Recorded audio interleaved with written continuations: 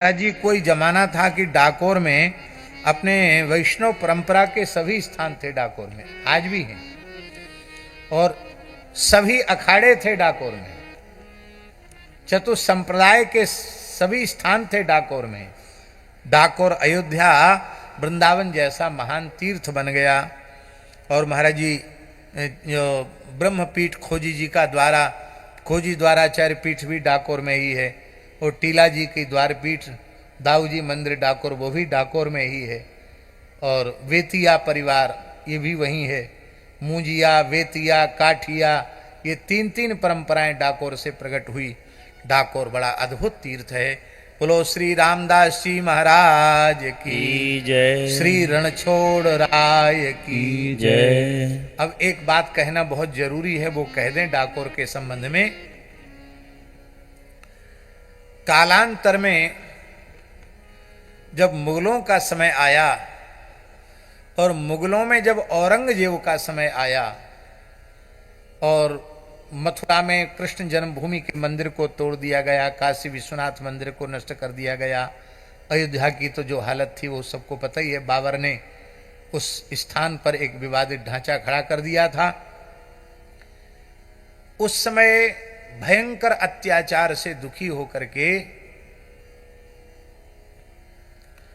ब्राह्मणों ने गोमती सरोवर में श्री रणछोड़ राय जी को डुबा दिया और अपने धर्म को बचाने के लिए वो डाकोर से भाग गए। और जहां रणछोड़ राय जी का स्थान था, मंदिर था, वहां औरंगजेब ने मस्जिद बना दी। आज भी मस्जिद है महाराज जी, बहुत ध्यान देकर के आप अब की बार जाना तो और ध्यान से देख लेना। जैसे मस्जिद में मीनार बनी रहती हैं, ऐसी उसमें मीनार बनी है। जैसे मस्जिद में आला होता है, ऐसी उसमें आला है। औरंगजेब ने वहां मस्जिद बनवा दी और उसमें नमाज होने लग गई। और डाकोर में दो मुस्लिम फकीर थे।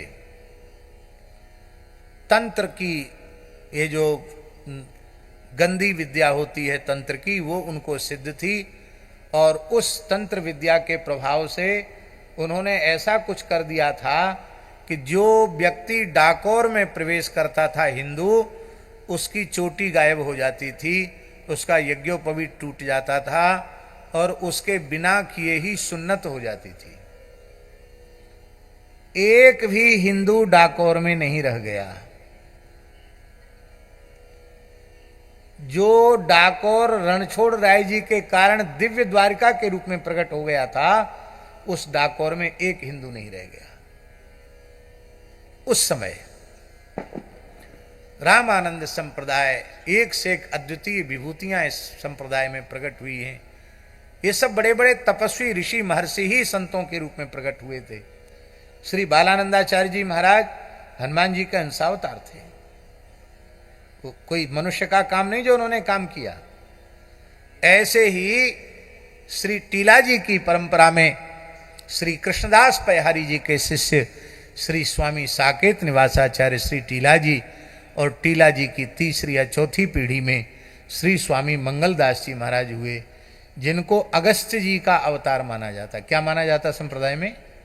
अगस्त्य ऋषि का अवतार माना जाता है। महर्षि अगस्त्य के अवतार थे और उन्होंने डाकोर को फिर से शुद्ध किया। वे महाराज जी एक साधु दो साधु नहीं, 10,000 त्यागी तपस्वी साधुओं को लेकर के गए डाकोर पर, उन्होंने चढ़ाई की। श्री राम मंत्रराज के बल से मंत्रराज उन्हें सिद्ध था। हनुमान जी इष्ट थे, हनुमान जी सिद्ध थे, और श्री हनुमान जी की शक्ति के प्रताप से उनके जो दूषित यंत्र थे, उन यंत्रों को की शक्ति को उन्होंने कुंठित कर दिया। न किसी का तिलक गायब हुआ, न किसी की चोटी गायब हुई, सब भीतर पहुंच गए। बोले यहीं सब धूनी तपो, सब सरोवर में स्नान करके सब धूनी तपने लगे। अब उन मुसलमानों का तंत्र जब फेल हुआ, तब उन्होंने कहा कि पत्थर मारने की परंपरा इनकी आज की नहीं है, बहुत पुरानी है। तो कहा पत्थर मारो, पत्थर मारो। तो सब पत्थर मारने लगे।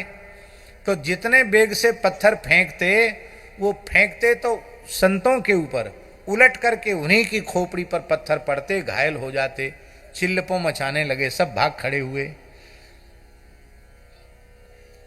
तब उन्होंने तांत्रिकों ने श्री मंगलदास जी से कहा कि यहां से उठाओ अपनी धूनी। बोले हम धूनी तो उठा रहे हैं, पर तुम अब सावधान हो जाना।